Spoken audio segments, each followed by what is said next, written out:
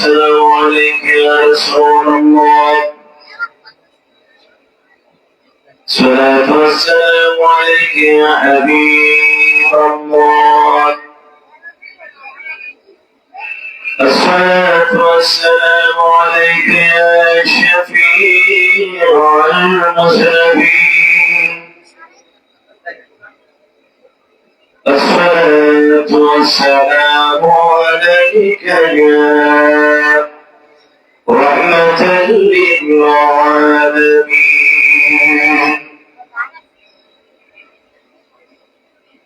الحمد لله رب العالمين والعاقبة للمتقين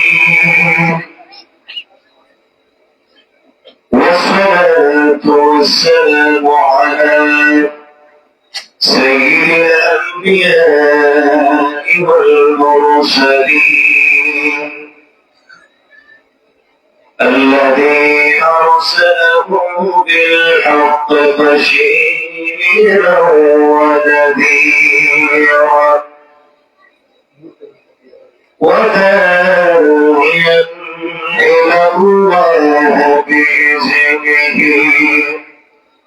وسراجا منيرا وعلى آله وصحبه وأهل بيته وذريته وعلماء أهل سنته أجمعين شهر أعوذ بالله من সবাই জবান ভালো হলে বিদায়ের শয়তান থেকে মহানের কাছে আশ্রয় প্রার্থনা করে কণ্ঠের সাথে কণ্ঠ মিলিয়ে সবাই পড়ুন আউযু বিল্লাহি মিনাশ বিসমিল্লাহির রহমানির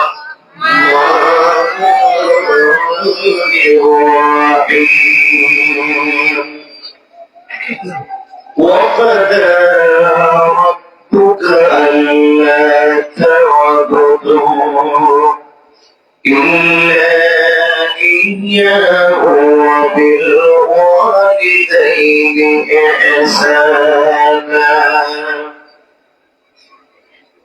إما يبلغن عندك الكبر أحدهما أو كلاهما فلا تقل لهما أف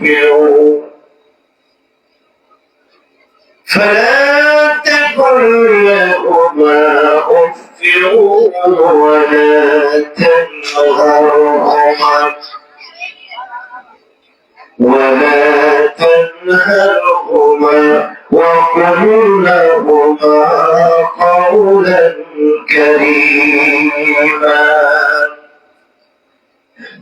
واخفض لهما جناح الذل من الرحمة وقل رب ارحمهما كما ربياني صغيرا صدق الله المولى العظيم وصدق رسوله النبي الحبيب الكريم ونحن على ذلك من الشاهدين والشاكرين والحمد لله رب العالمين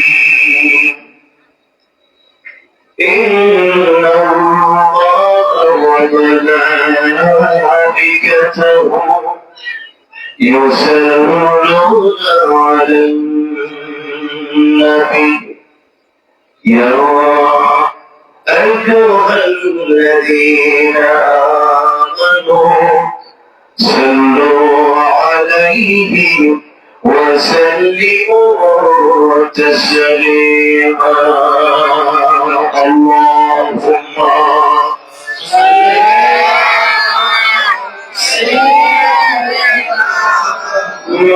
مولانا محمد وعلى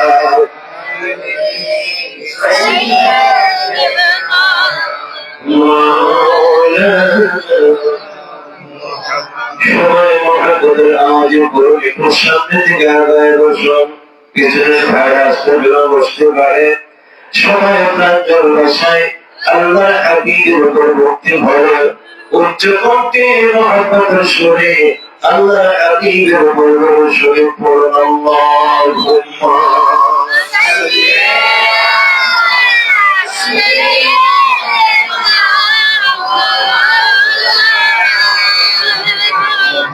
وعلى آل سيدنا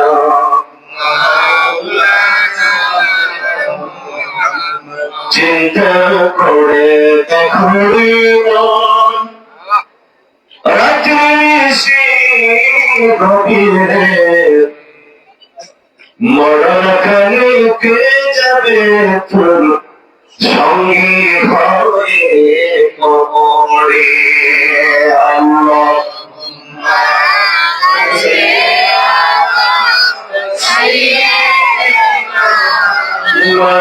مولانا محمد وعلى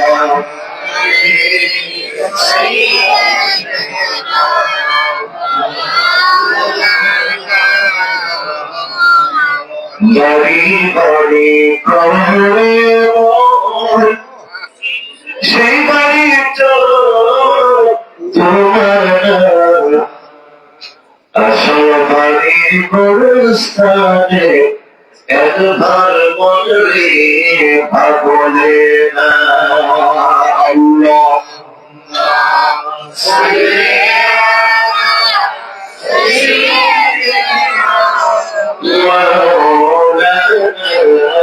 محمد وعلى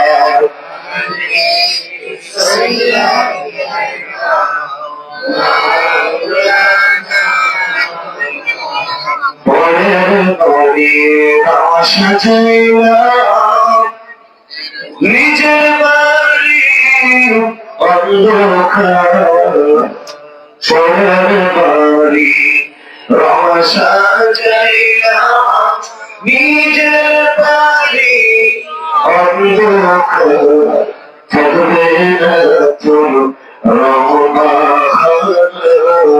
থাকবে না যাইতে হবে গোরের পার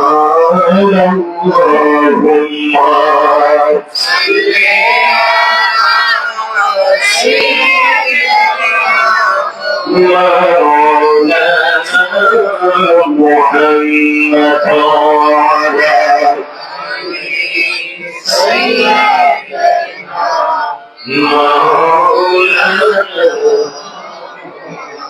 بلغ العلا بكماله كشف الدجى بجماله حسنت جميع خصاله صلوا عليه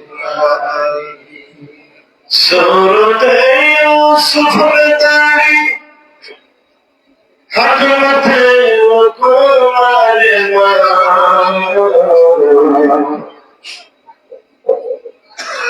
سورة يوسف الداري حكمت وكمال قارئ قرآن باري قارئ قرآن باري أيدي شاد مغمى بلغ العلا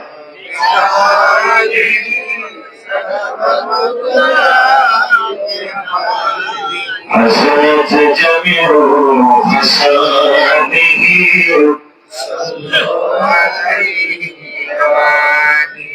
मुझ में आखिर की शम्मा फिरोजा हुआ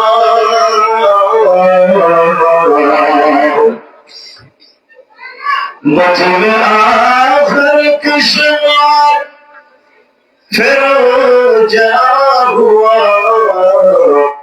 नूर अव्वल का जलवा नूर अव्वल का जलवा हमारा नबी बल्ला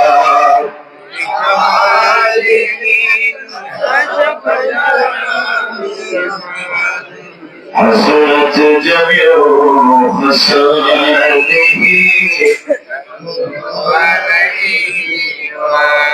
سبحان الله والحمد لله لا إله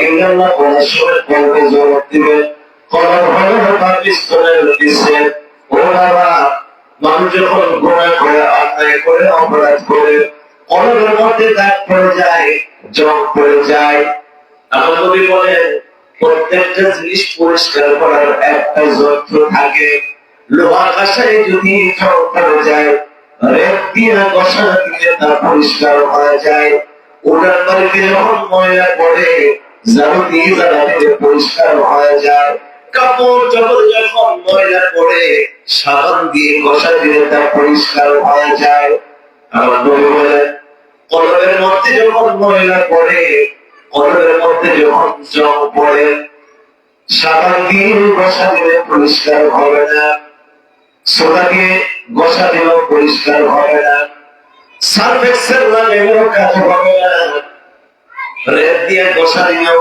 কাজ হবে না এই কলমটা পরিষ্কার করার জন্য একটা মেডিসিন আছে এই কলমটা পরিষ্কার করার জন্য একটা বস্তু যন্ত্র আছে আমার নবী বলেন ওই কলমটা পরিষ্কার করার জিনিস হলো সত্য হলো মেশিনটা হলো এই মেডিসিনটা হলো জিকিরুল্লাহ আমার আল্লাহ জিকির কার জিকির সবাই বলুন কার জিকির এই জন্য বলবো বাবা কলম হলো পাকিস্তানের দুই আঙ্গুল নিচে যখন ইন্টারনেট শব্দটা পড়বেন কলমের মধ্যে জবাব দিবেন আমার নবী কয় ইল্লাল্লাহ শব্দ আল্লাহ শব্দের জবাব যখন কলমে পড়ে কলমের পড়ার সঙ্গে সঙ্গে কলম থেকে গুনাহগুলো ঝরে পড়ে যায় সুবহানাল্লাহ ওয়ালহামদুলিল্লাহ লা ইলাহা ইল্লাল্লাহ লা ইলাহা ইল্লাল্লাহ লা ইলাহা ইল্লাল্লাহ সুবহানাল্লাহ ওয়ালহামদুলিল্লাহ লা ইলাহা ইল্লাল্লাহ হাসবি রাব্বি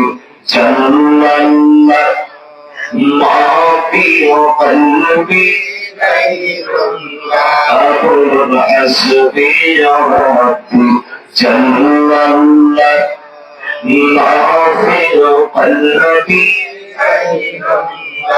أقول محمد صلى الله لا إله إلا الله أقول محمد صلى الله لا إله إلا الله سبحان الله والحمد لله لا إله إلا الله لا إله إلا الله محمد رسول الله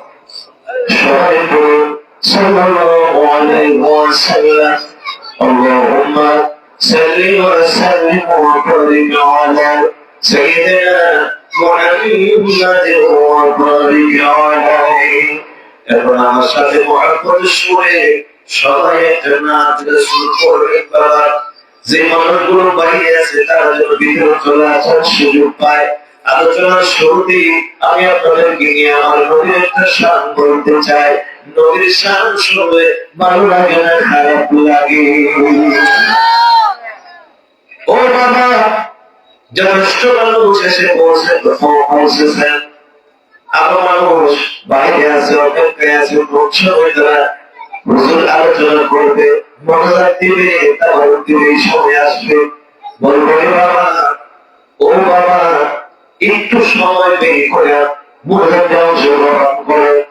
আজকের মাহফিল থেকে যদি একটি কথা তোমার আমল নামে আমল করতে পারো, হৃদয়ে যদি তুমি রাখতে পারো, এই মাহফিল থেকে তোমার জান্নাতের চালিয়া হয়ে যাবে। এই জন্য বলবো বাবা, ও আমার মুর্শিদ সর্বকে করার ভাই বাবারা, বাজারে গোড়া প্রেরণা করে দোকান পাড়ে না থেকে, ঘরে টাকা চালিতে না থেকে, টেলিভিশন, ইউটিউব, ফেসবুকের মধ্যে না ঢুকে শোনা, নবীর প্রেমের বাগানে ঢুকে যায়। নবীর প্রেমের বাগানে ঢুকে আমরা আবার নবীর সাথে প্রেমের গান গাই। নবীর প্রেমের কথা শুনি, আমাদের নবীর প্রেমের কথা শুনলে আমাদের অন্তরে ভালো লাগে না খারাপ লাগে? যে কোনো ওসিলায় বিষ খাইলেও কি হয়? বেঁচে যায়। ফাঁস লাগলেও বেঁচে যায়, আবার মরেও যায়। আল্লাহ বলেন, যেখানে যখন মরার সময় সে তখনই মরবে। ইচ্ছা করলেও আসতে পারবে না, ইচ্ছা করলে থাকতে পারবে না, আবার ইচ্ছা করলে যাইতেও পারবে না। কারণ এইগুলোর নিয়ন্ত্রণ জমিনের হয় না, এগুলো নিয়ন্ত্রণ করেন কে? জমিনের নিয়ন্ত্রণ করেন কে? এই জন্য তিনি আমাদের রব, তিনি আমাদের রব, তিনি আমাদের প্রতিপালক। আল্লাহ আমাদেরকে লালন পালন করে অপরন্ত নিয়ামত দিয়ে তিনি পৃথিবীতে রেখেছেন। এই জন্য আমরা শুকর আদায় করবো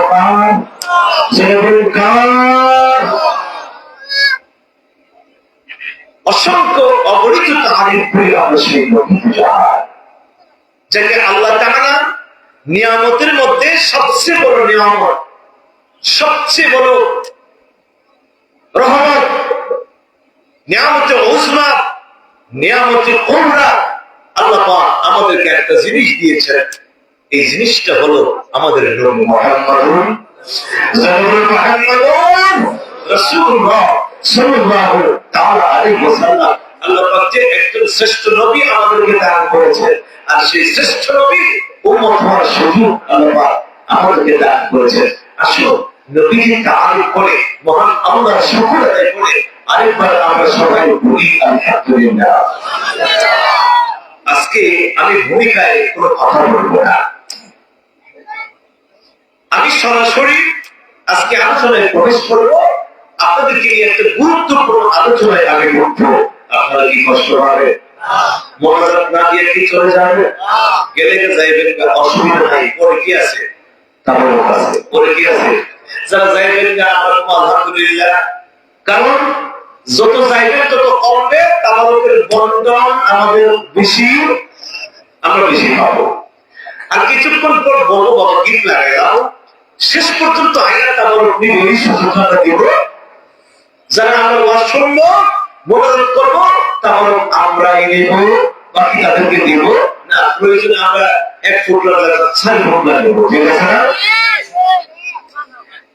এটা বলবো বাবা, আসুন কিছু কথা শুনি এবং আমল করার চেষ্টা করি। আল্লাহ আমাকে বলা আর সেই অনুপাতে সকলকে আমল করার তৌফিক যেন দান করে। আমরা সবাই বলি আমিন। আর তোমার বলে আমিন। এই চুপ করে বসে যাও, তাবারক পাইবা। গেট লাগাইতাম না, ঠিক আছে? একসাথে করছো আর গেট লাগাও, আমরা বসো, কিন্তু কথা বলা যাবে না, একেবারে চুপচাপ। তোদের জন্য আজকে দোয়া করবো, আল্লাহ যেন তোদেরকে কপাল খুলে দেয়, যেখানে সত্যি যেন বাড়ানো দেয়, আল্লাহ পাক যেন তার দর্শে তাদরিসে জ্ঞান যেন বরকত দান করুন, আমিন। আমার আলোচনার বিষয়বস্তুটা আজকে নিয়েছি একটা গুরুত্বপূর্ণ বিষয়। বিষয়টা হলো আল্লাহর পরে যাকে সবচেয়ে বেশি আমাদেরকে প্রাধান্য দিতে হবে, যার কথা মানতে হবে, যার আনুগত্যে থাকতে হবে, যাকে আমরা সবচেয়ে অধিকার প্রয়োগ করতে হবে আল্লাহ রাসূলের পরে। আপনারা কি জানেন তারা কারা? তারা কারা? মাশাআল্লাহ মাশাআল্লাহ, আলহামদুলিল্লাহ। এবার আল্লাহ তাআলা তিনি নিজে বলেছেন আমার পরে, আমার রাসূলের পরে তোমরা যাকে সবচেয়ে বেশি প্রাধান্য দিবে, হক দিবে, অধিকার দিবে, এই জিনিসটা হলো তোমাদের কাছে আছে, যে জিনিসটা হলো তোমার মা আর বাবা। যাকে তুমি সবচেয়ে বেশি হক প্রদান করবে তারা কারা? মা আর।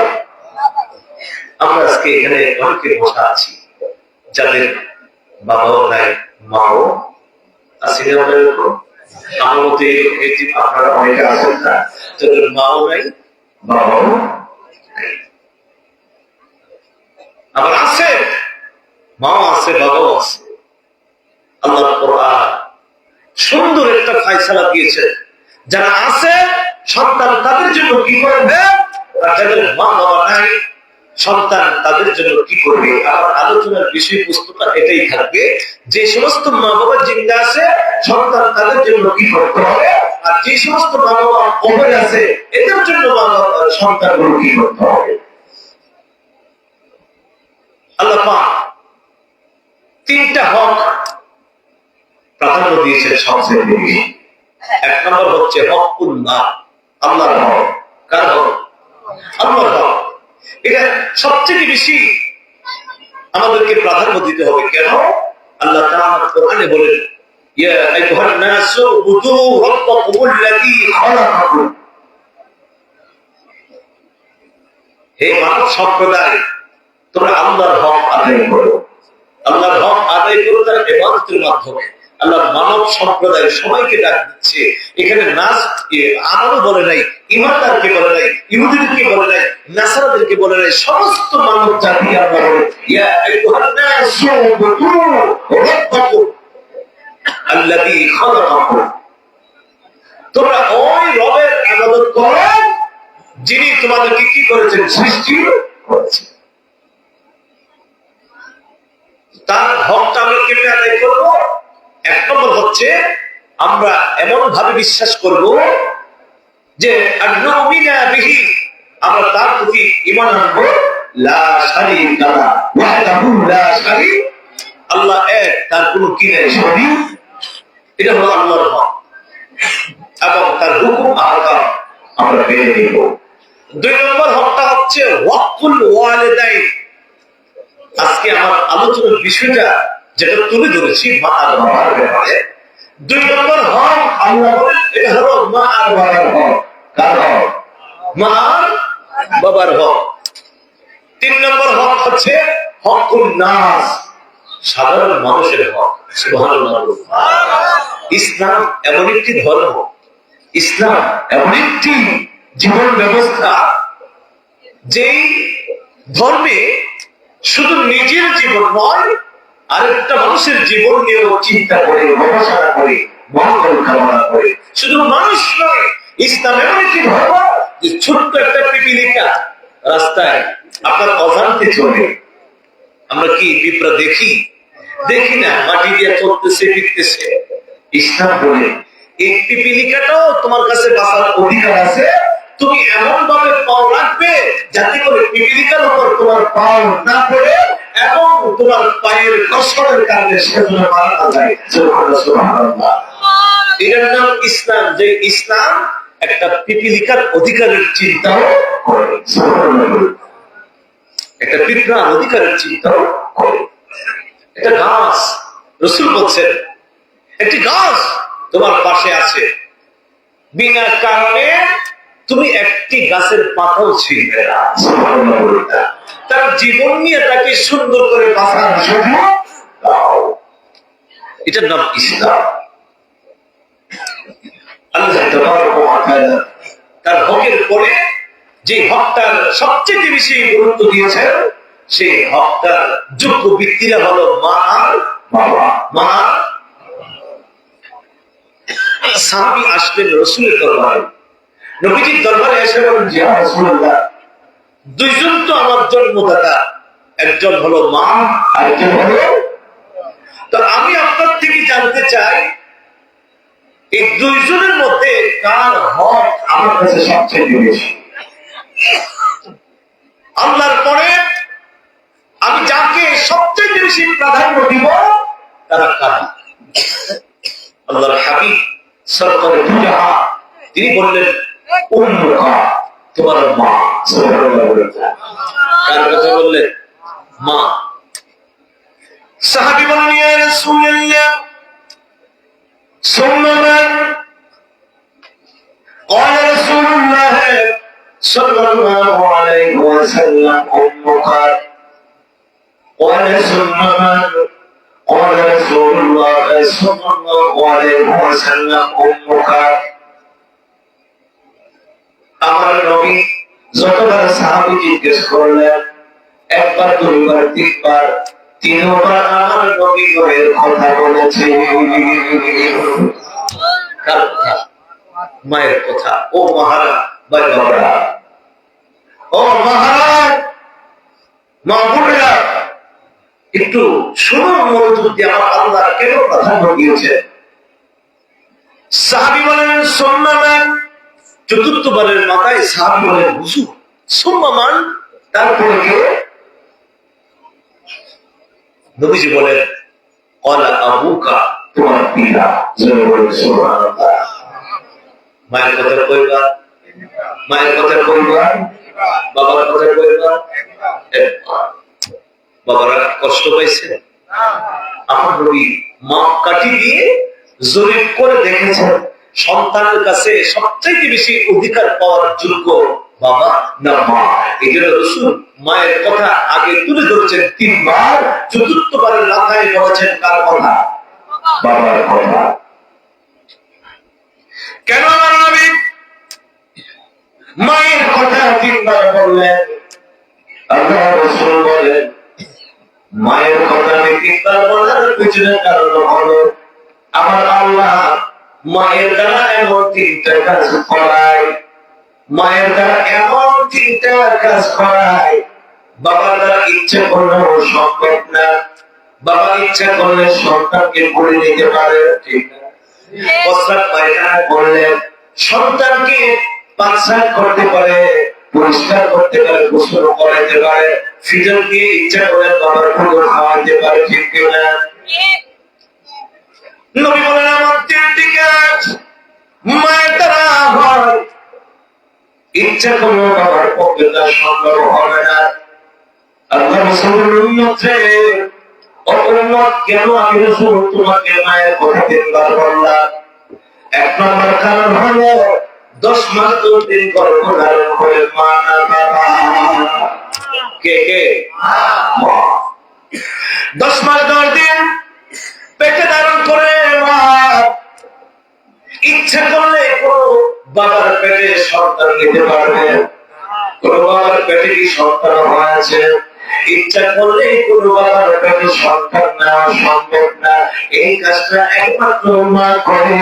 10 মাস 2 দিন কষ্ট করে মা ঠিক মতো খাইতে পারে না, মা ঠিক মতো বিশ্রাম করতে পারে না, মা নড়াচড়া করতে পারে না, মা খাইতে কষ্ট হয়, পড়তে কষ্ট হয়, ঘুমাইতে কষ্ট হয়। এই 10টা মাস 10 দিন যে মা কষ্ট করে পেটে ধারণ করে সন্তান, এই কষ্টের বাকি কোনো বাবা হইতে পারে না।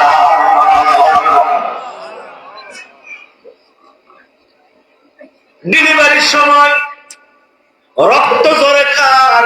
মায়ের না বাবার? কোন বাবার একটু রক্ত ঝরে?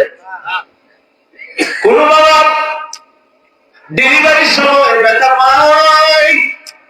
আমার আল্লাহ বলেন না, ডেলিভারি যন্ত্রণা কি যে যন্ত্রণা এটা একমাত্র মা ছাড়া আর কেউ বুঝবে না, মা ছাড়া কেউ বুঝবে না। বিজ্ঞান বলে, চিকিৎসক বিজ্ঞানীরা বলে কলিজা ছিঁড়ে সন্তান চলে আসে, সন্তান কলিজায় আঘাত মারবে, পা দিয়ে লাথি মারবে, মায়ের প্রসব ব্যথা শুরু হয়ে যায়। এই আঘাতটা এত বড় আঘাত, এই কষ্টটা এত বড় কষ্ট, দুনিয়ার কোনো মানুষ বুঝবে না যদি সে মা না হয়। এই আঘাত যত বাড়ে মায়ের ব্যথা তত বেড়ে যায়, মায়ের ব্যথা তত বেড়ে যায়। ব্যথা না বাড়লে সন্তান প্রসব হয় না।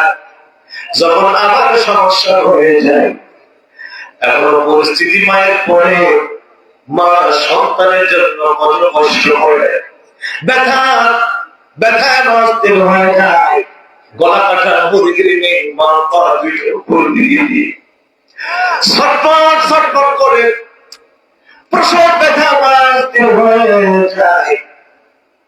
যখন সন্তান পৃথিবীতে আসতে মায়ের কষ্ট হয়, ডাক্তার তখন নরমাল ডেলিভারির কথা বলে সিজারিয়ানের ব্যবস্থা করে।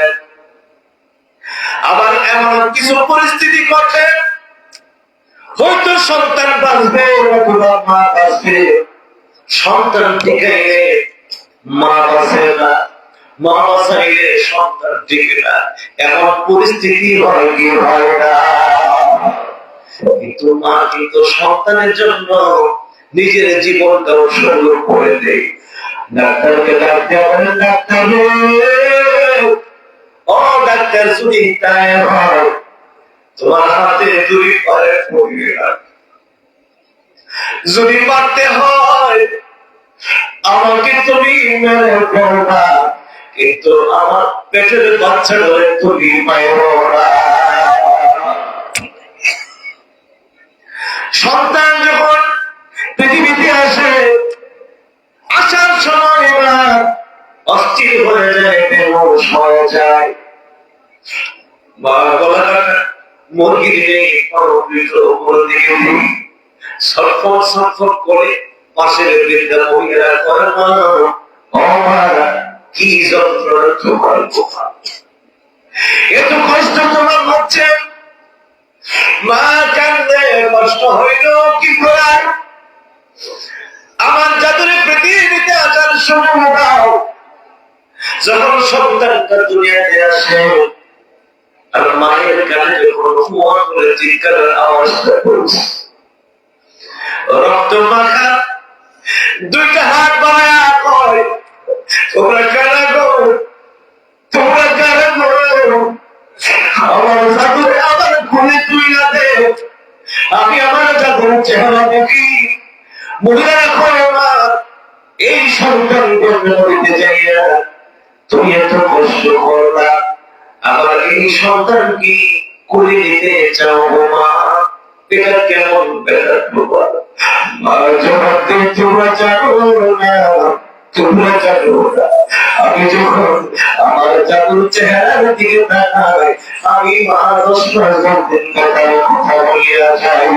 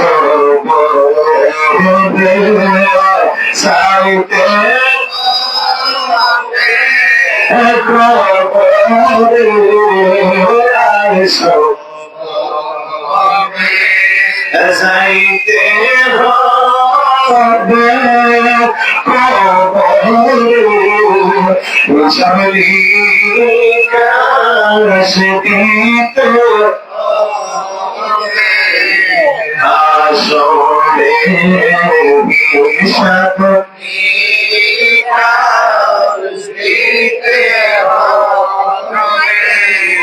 হাসরে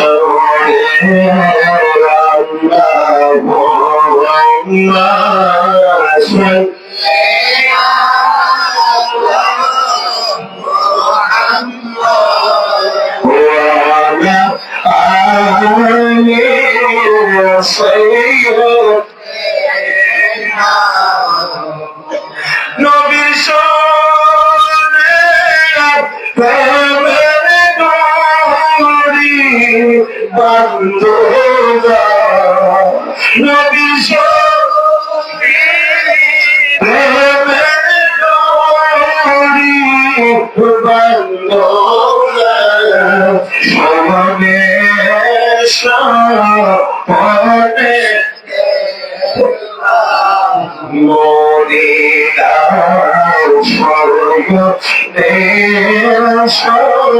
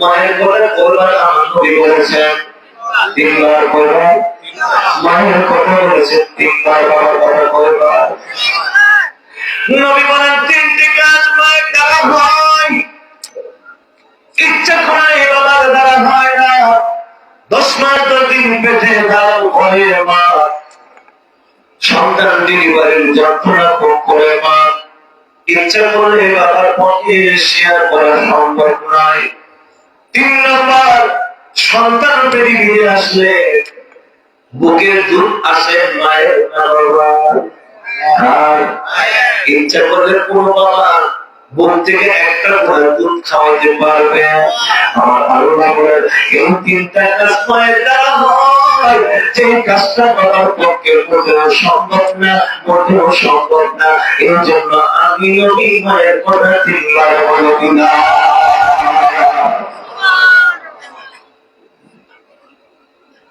নবীজি বলেন শুধু তাই নয়, সাহাবী এসে বলে ইয়া রাসূলুল্লাহ, আপনি নবীর কাছে আমি একটা বিষয় শপথ করতে চাই। নবীজি বলেন কি শপথ করতে চাও, কি ব্যাপারে তুমি বয়ান দিতে চাও? নবী বলেন 2টা বিষয়ে আমি শপথ নিতে চাই। কোনটা বিষয়? 2টা বিষয়। তখনকার যুগের সবচেয়ে কঠিন এবং কষ্টের 2টা কাজ ছিল। সাহাবী বলেন নবী গো, 2টা বিষয়ে আমি অঙ্গীকার দিব, প্রতিশ্রুতি দিব, ওয়াদা করব, আমি বয়ান দিব 2টা বিষয়ের উপর। নবী বললেন কি করবেন? 1 নম্বর, নবী তো আমি হিজরত করব। 2 নম্বর, আপনি নবীর সঙ্গে আমি যুদ্ধের ময়দানে যাব। 1 নম্বর, আমি হিজরত করব, আর 2 নম্বর, আপনি নবীর সঙ্গে আমি কোথায় যাব? যুদ্ধের ময়দানে। এই 2টা কাজ বড় কঠিন। হিজরত করা এত কঠিন। নবীজির মায়ায় বাড়ি ছাড়তে হবে, ঘর ছাড়তে হবে, দেশ ছাড়তে হবে, নবীর মায়ায় সম্পত্তি ছাড়তে হবে, স্ত্রী পুত্র ছেলে মেয়ে ভাই বাবা আত্মীয় স্বজন ছাড়তে হবে। সবকিছু ছেড়ে নবীর প্রেমে দেশ ত্যাগ করা, এটার নামই হচ্ছে হিজরত। এটার নাম কি? আবু বকর সিদ্দিক হিজরত করলেন, ওমর ফারুক হিজরত করলেন, ওসমান গনি হিজরত করলেন, আলী মুর্তজা হিজরত করলেন। হিজরত মানে মক্কায় যা রেখে গেলাম, আরে কুরবানি আমি করব না, এদের সাথে আমার সম্পর্ক থাকবে না। আমার নবী বলেন তুমি হিজরত করবা, ইয়া রাসূলুল্লাহ আমি বয়াত গ্রহণ করব, প্রতিশ্রুতি দিলাম নবী গো আমি সবকিছু ছেড়ে দেব। 2 নম্বর, নবী গো আমি যুদ্ধের ময়দানে যাব। ও আল্লাহর নবী, আপনি রাসূলের সঙ্গে যুদ্ধের ময়দানে যাইয়া আমি যুদ্ধ করব নবী গো, কাফেরদের বিরুদ্ধে অস্ত্র ধারণ করব। যুদ্ধের ময়দানে যাও কিন্তু সহজ কাজ নয়। যুদ্ধের ময়দানে গেলে নিজের জান বাঁচায়া ফিরে আসবে গ্যারান্টি আছে। তার মানে যুদ্ধের ময়দানে যাওয়া, নিজের জীবনটাকে কোরবানি দেওয়া, এটা বড় কাজ ইসলামের জন্য। সাহাবী বলেন নবী গো এই 2টি বড় কাজ আমি করব। আমি প্রতিশ্রুতি দিলাম, ওয়াদা দিলাম, বয়াত গ্রহণ করলাম। আমার নবী বলেন ঠিক আছে। আমি তোমার আগে জিজ্ঞেস করি তোমার ঘরে তোমার মা আর বাবা আছে কিনা? সুবহানাল্লাহ বলো। তোমার ঘরে তোমার মা আর বাবা আছে কিনা? 2 জনের একজন বেঁচে আছে কিনা? সাহাবীরা কয় নবী গো, ও নবী আমার মাও জিন্দা আছে, আমার বাবাও জিন্দা আছে। মা আছে? নবী আমার ডাক দেয়া কয় তাইলে তুমি হিজরত করতে হবে না, যুদ্ধের ময়দানে যাইতে হবে না, তুমি যায় তোমার মার বাবার খেদমত করো।